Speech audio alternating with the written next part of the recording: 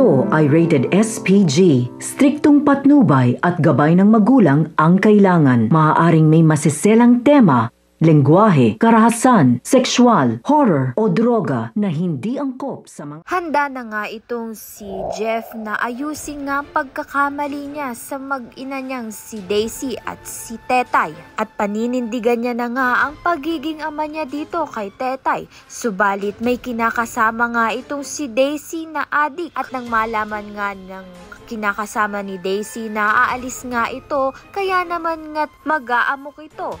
At mapapahamak nga itong si Jeff.